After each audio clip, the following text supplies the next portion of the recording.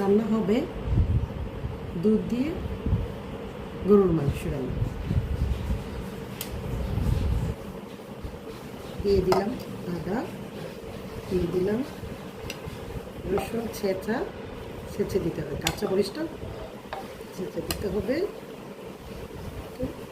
পেঁয়াজ আদা ছেঁচা করে দিতে হবে, তারপর দিতে হবে মরিচটা সবটাই দিয়ে দিই।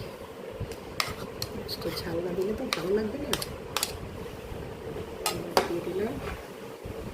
দিয়ে দিলাম 1 কাপ পরিমাণ সরিষার তেল,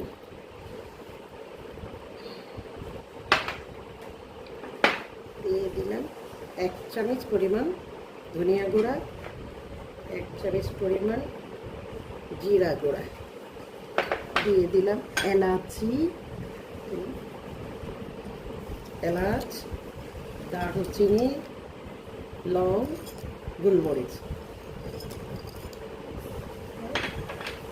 লবণ আগে থেকে দিয়ে রেখেছিলাম।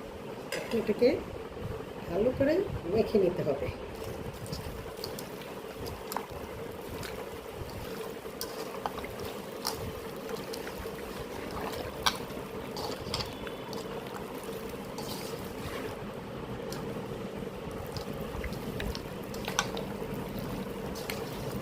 মেখে নিয়ে 10 মিনিটের জন্য রেখে দিতে হবে।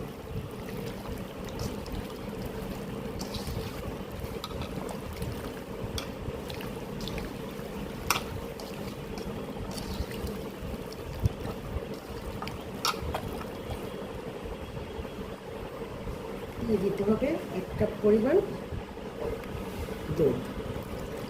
এই দুধটুকু দিয়েই মাংসটা রান্না হবে।